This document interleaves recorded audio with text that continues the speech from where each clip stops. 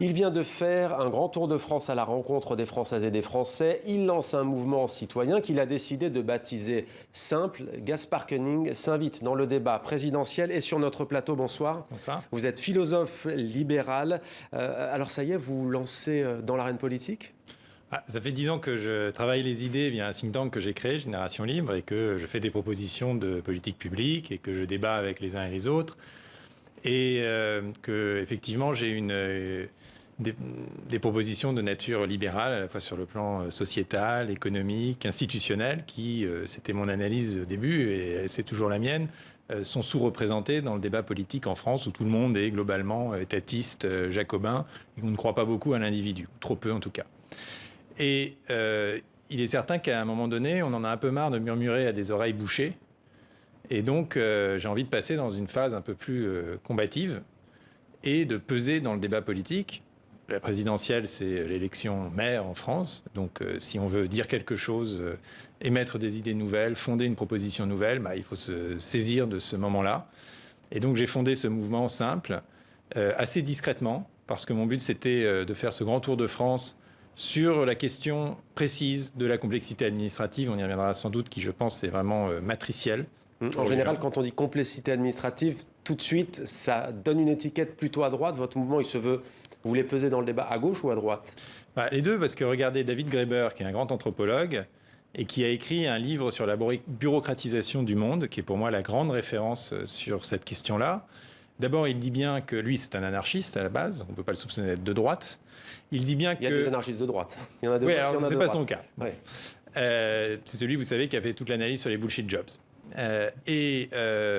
Deuxièmement, il dit bien que la complexité normative vient de l'administration comme du secteur privé. Et ça, c'est une analyse que je partage complètement. Aujourd'hui, les gens, ils vous parlent tout autant des problèmes de DREAL, de DDT, des problèmes administratifs, que des problèmes qu'ils rencontrent avec les grands opérateurs téléphoniques, les banques, les assurances. Pour eux, tout ça, c'est la même chose, c'est-à-dire des espèces de grandes plateformes incompréhensibles dans lesquelles ils sont des numéros dans un univers complètement déshumanisé, où ils ne comprennent globalement plus rien et dont ils décrochent en fait très souvent.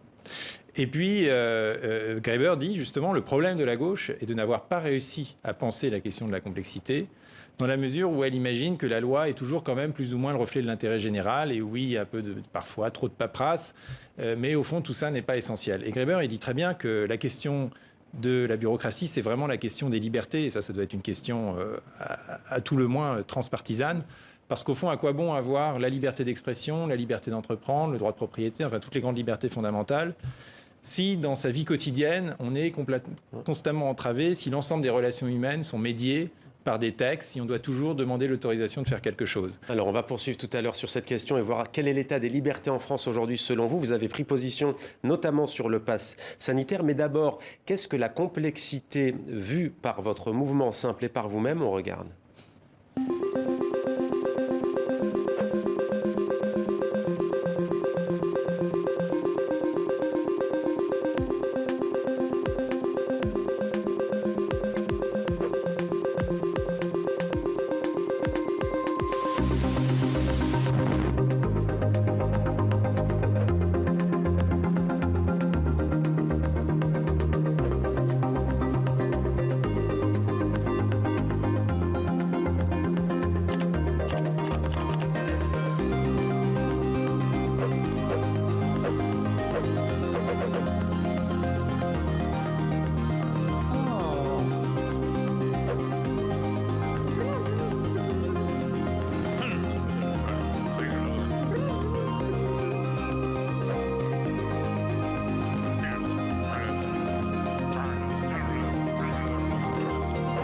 Voilà, il y a parfois un peu d'humour. Vous convoquez l'histoire et Georges Pompidou a arrêté d'emmerder les Français. 36% vraiment des personnes qui sont éligibles au RSA, revenu de solidarité active, ne le prennent pas. Oui, tout ça, alors qu'on entend parler de fraude sociale souvent. Et en fait, comme toujours dans les questions de complexité, vous avez d'un côté les insiders et de l'autre côté les outsiders.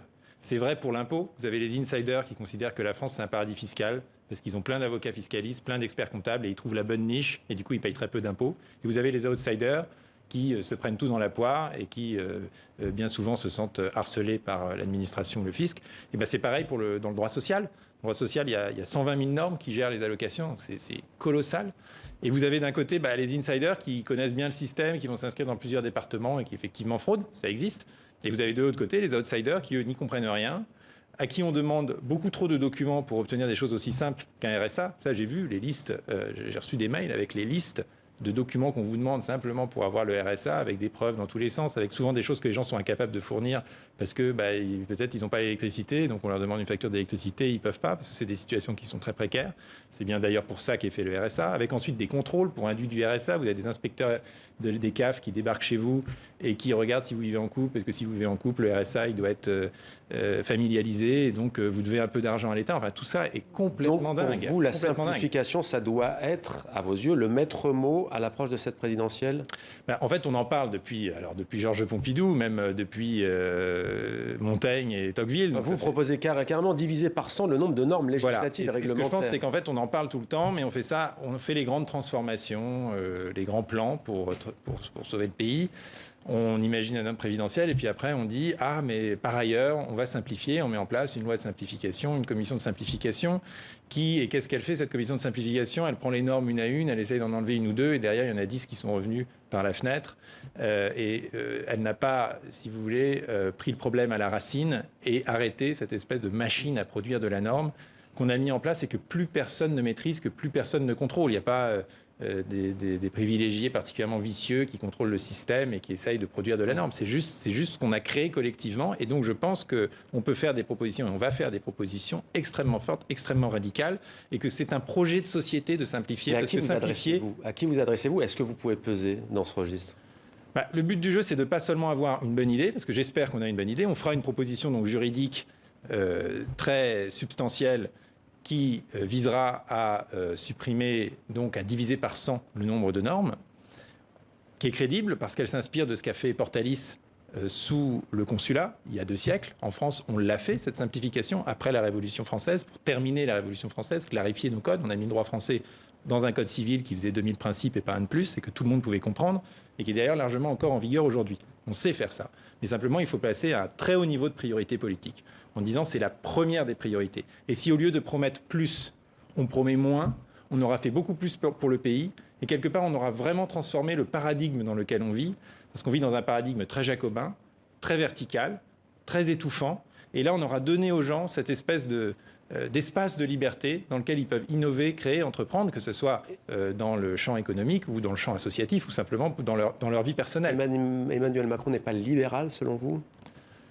Disons que c'est du libéralisme d'en haut, c'est-à-dire c'est le libéralisme un peu ce qu'on appelle souvent le néolibéralisme, c'est-à-dire cette connivence entre une puissance publique très forte et des grandes entreprises qui elles-mêmes encouragent à la production normative, qui font du lobbying pour ajouter de la norme parce que ça élimine la concurrence, ça met des barrières à l'entrée.